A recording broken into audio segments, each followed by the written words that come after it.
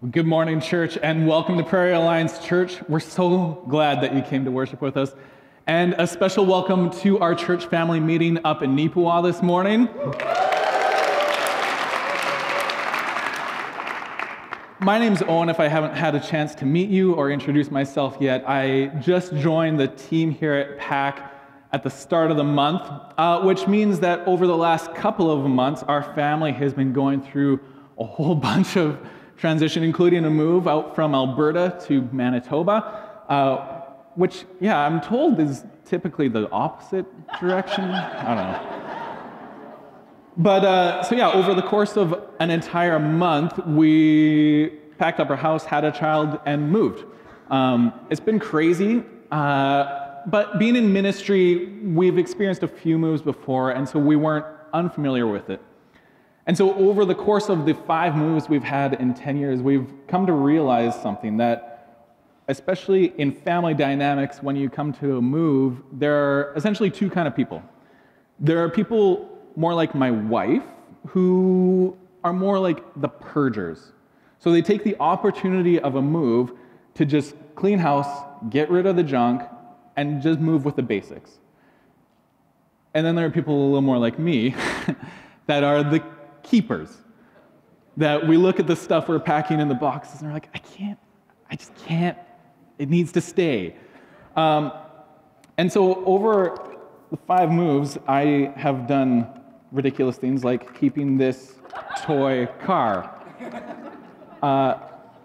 As I've gotten older and my parents have moved and purged their house, it means that more of my childhood things have come to my own home, including this car. Now, I've got 3 kids, Conley is 5 now, and so when I first got this car, I'm like, you know what, I'll be a good dad, and I'll let him play with it.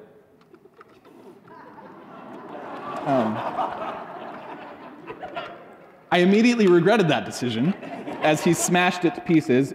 I mean, from where you guys are looking, it doesn't look too bad, but it's this cool car. It was my favorite car when I was his age. It's got this little flywheel and it spins up, and then there's like a little clutch button that you would press and just like take off like a rocket. I spent so much time playing with this car. It was sweet. And then my son wrecked it. The thing is that I'm attached to it. I can't get rid of it. And so it's moved multiple times with us and now resides in my bedside table drawer, sitting by itself, alone, collecting dust. But I can't get rid of it, right?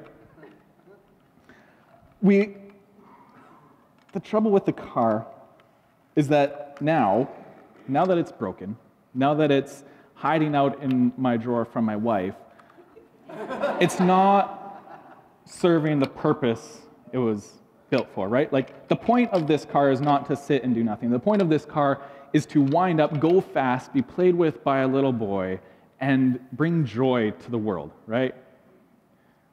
But instead, it's sitting in my drawer. Now, if you'll join me in practicing some hoarder mentality and anthropomorphizing the car, if we could imagine the car had emotions, just for a second. Think, how would this car be feeling about what's happening to it? Not that so much that it's broken, but that it's sitting in my drawer, collecting dust, not doing what it was meant to do. Now, I imagine that my trusty car would probably actually be a little sad, because it's kind of sad. Like, you picture Toy Story, right? When Woody gets thrown in the little bin and he's by himself in the dark and abandoned. It's a little sad. It's probably a little frustrated that it can't do what it was meant to do. And honestly, probably a little bit angry at me for not letting my kid just continue to play with it and let it go out in a blaze of glory, smashed to smithereens by a boy who loved this toy car. Have you ever felt like that? Have you ever felt like you were just wasting away? Like the thing that you were made to do, you weren't able to do it anymore. Like life was just kind of passing you by and you're collecting dust on the shelf. Sometimes in life, we forget why we're made. We forget what we're here for and our purpose, and so we miss fulfilling what God has asked us to do. And so we're in this series, Happy, where we're looking at the Sermon on the Mount, and we're talking about what Jesus says we need to do in our lives to be happy. And last week, Nathan shared with us the difference between acceptance and alignment. We looked at these verses called the Beatitudes. And we saw how the Beatitudes are all about acceptance. They're all about the truth that no matter what, no matter who you are, no matter what has happened in your life, no matter what you've done, God loves you and accepts you as you are. You are blessed, regardless of who that is. But he also talked about alignment and how we can be accepted, but it is in alignment that we find the greatest pleasure in God and his purpose in our lives. And so this morning we're going to continue to look at Matthew chapter 5 as we journey through the Sermon on the Mount. So if you have a Bible with you, you can open it to Matthew chapter 5. You can bring it up on your phone. We're going to be looking specifically at verses 13 through 16. So if you want to join with me as we read this together. It says this: "You are the salt of the earth, but if the salt loses its saltiness, how can it be made salty again? It is no longer good for anything except to be thrown out and trampled underfoot. You are the light of the world. A town built on a hill cannot be hidden.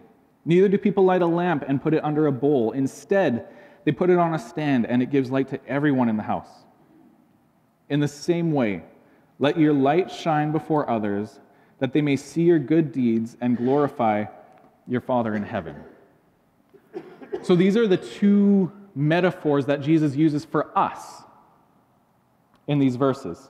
And we need to remember the context that we talked about last week, where Jesus on the Mount, as he's preaching, he isn't talking to the high priest. He isn't talking to the people who have it all together. He's talking to the average, everyday, normal people, just like you and I. And so our tendency when we read things like this, like, you are salt and you are light, is that we think, that's what Jesus is talking to, the people that have it all together. And that's not the truth. The truth is he is talking to you. He is calling you, every single one of you, salt and light. We don't get to kind of buck this one off. This is who Jesus is calling you. He is calling you salt and light. So who are you?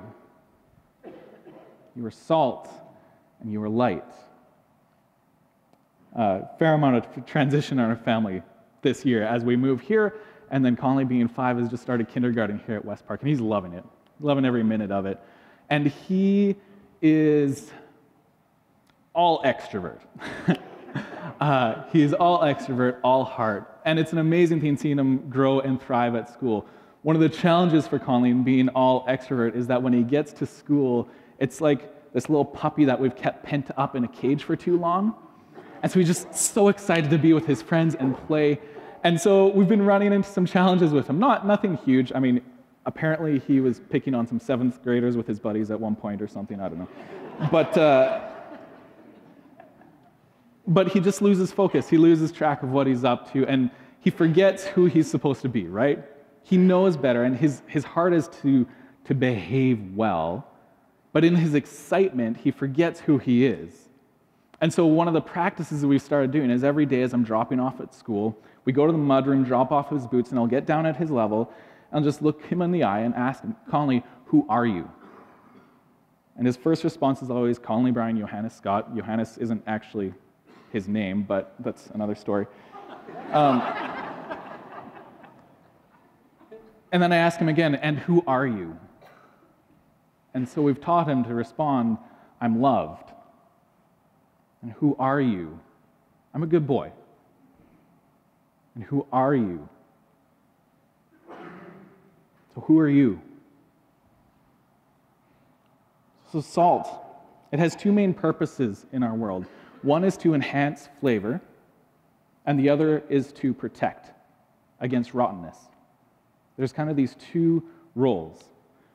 And so salt often in our recipes is, for example, chocolate chip cookies. Tons of sugar, super sweet.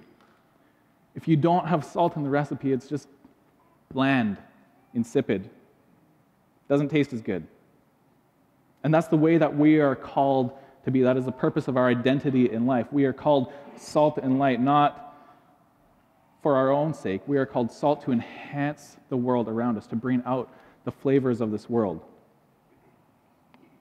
The trick is that it's not a thing that you have to do. It's not a checklist of the religious spirit that we have to follow. It is just by our very being.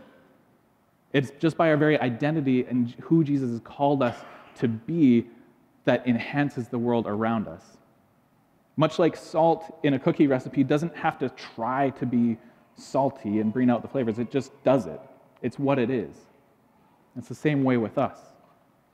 By simply being there, we should fulfill our purposes in this world and enhance our world, right? We do things like we serve at our community food bank. We bring beauty into our world at art galleries. And we go to our community and play music at shows and bring beauty out into our community. And if in our lives, as we're walking through our lives and we're following Jesus and we're not enhancing our world, it's simply because we have forgotten who we are. So the second role that salt plays is to protect. And especially at the time that Jesus was alive, salt was used primarily as a preservative. It kept putrefaction, which is my new favorite word, from settling into the meat. Right? You would rub it on and it would keep the meat from rotting. And David Martin Lloyd-Jones, in his commentary, refers to the role of salt as controlling the tendency of putrefaction and pollution. So there's this element to salt that it protects, but it's not by doing things. It's not by going and protesting at Parliament Hill. It's not by going and standing on the street corner with a sign condemning the sins of the world. It is just by your very presence in the world, by living a transformed life among our spheres of influence that then brings about protection and transformation and change. It's the effect you have when you're playing hockey and you walk into the dressing room and all of a sudden the conversation changes. The language stops, the crude joking stops, and it's not because you've said to your hockey buddies, guys, stop talking like that. It's just because they know there's something different about this guy on the team, and so we change how we behave around him. It's that moment when that coworker that you know that just is miserable, is just the worst to be around, the most depressing person you know, when all of a sudden they start talking to you and sharing your hopes and their dreams and their hurts with you because there's just something about you that makes them feel safe, like they can talk to you. And all of a sudden you see a little bit of hope creep into their soul. Being salt in our world means that our very presence, not our action, our presence combats what is broken and hurting in our world. That's who Jesus says we are. We are salt. We enhance and we protect. And when we get a hold of that identity, it changes everything for us. It changes not just us, but it changes our world. And that's why Jesus calls us the light of the world, right? Because we are light. And Jesus states what we would think is the obvious, that you don't cover up light. That's the whole point of it.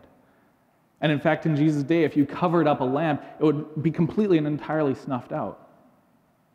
So no, you put it on a stand in the middle of the room so it lights up and entirely changes the room.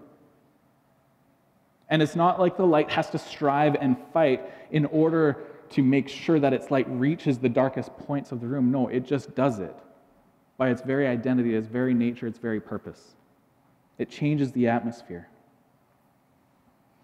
A few years ago, my brother-in-law, he was killed in a job site accident.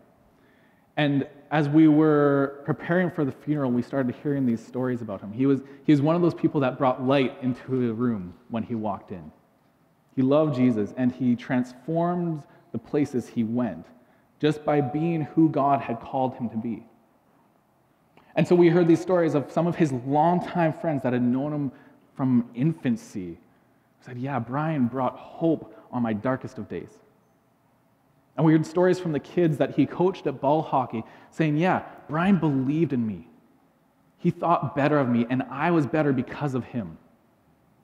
In my own life, Brian was the brother who came alongside me in some of my darkest days and brought joy and peace to my life.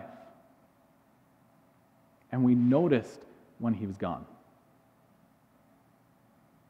Have you ever had that experience?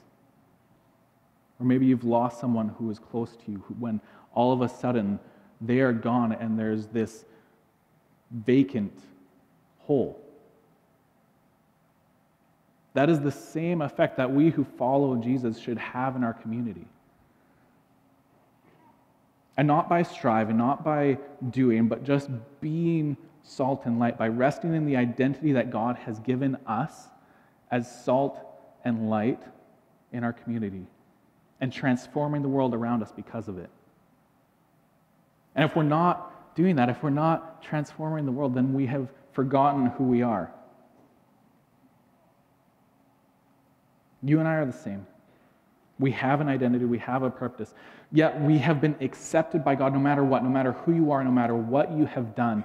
You have been accepted and loved by God. And now He's calling you salt and light. No matter what you think about yourself, that is who you are. You've been called, you've been given a purpose.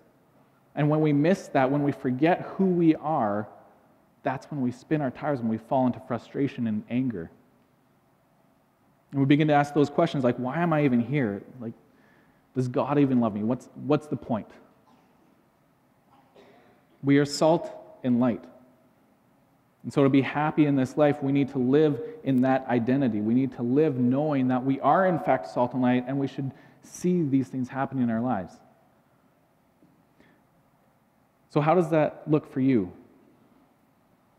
In your world, in your sphere of influence, in your relationships, if you're living out being salt and light, resting in this identity that God has given you as a world transformer, what does that look for you? Who in your world needs that hope, that light that God has given you? I would imagine that if we were all living as salt and light in our world, that first of all, our own lives would be better, we would be happier, but then so would everyone around us. Being newer to Pack, I have this kind of unique perspective in that I'm a little fresher to the water, the new fish in the tank, and so I have a slightly different perspective than some of you who would refer to yourselves as old enough to be the furniture. But let me tell you how my family has seen you be salt and light to us. So, we arrived here September 1st, and within minutes of getting into our place, somebody walked in with food and a meal for us. And the food didn't stop coming for a whole week. Every single day for a week, we had food provided for us. It was amazing.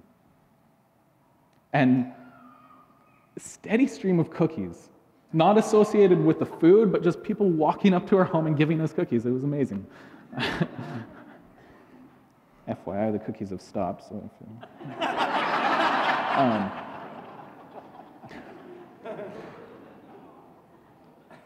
we also had a house church came and blessed us with a binder full of tips and tricks for Portage and ideas and gifts for things for us as a family, that things that they thought would bless us as we landed here. And it meant so much. But more than just the stuff that we've been given, you guys have shown us more love and care than we've experienced anywhere. It's blown us away. Like in the day-to-day conversations I've had with you around the church and at West Park, the question is always like, so how are you doing? How are you settling in? And the tendency is to give the pat answer, like, yeah, it's good. Yeah, it's good. But 90% of the time, every one of you who speaks to me will lean in and take that next step forward and be like, are you sure? Because you actually care about me. That's amazing. And you've invited our family into your homes, shared meals with us, heard our story, and just cared on it for us. It's been mind-blowing to me. And as a dad in particular, you have noticed my kids. Just this last week, one of you noticed that our daughter Rose was struggling a little bit on Sunday morning, and so later asked, hey, how can we help Rose settle in better? As a dad, I can't tell you what that means to me. You have been salt and light to us. You are already transforming our lives and inviting us in. Now imagine what Portage might look like if we all lived on purpose that way here.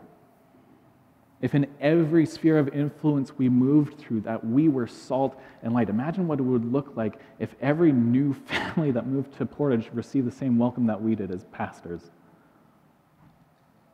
Imagine how transformative that will be for our community. And beyond just Portage, imagine what Neepawa, imagine what Churchill, what Dauphin would look like if we as followers of Christ acted out and rested in our identity as salt and light. Imagine what our communities would look like. In our children's ministry, I love this. There's a dream that they have to transform every space they meet into a room that reflects this dream, this upside-down kingdom that we're looking at, this redemption. And so they've designed the spaces to look like areas of Portage that have been redeemed and transformed. We're already feeding this into our kids' hearts and minds of dreaming this dream. What does being salt and light in Portage look like right now? So what does it look like for you, for each of you? What does it look like to be salt and light in our world?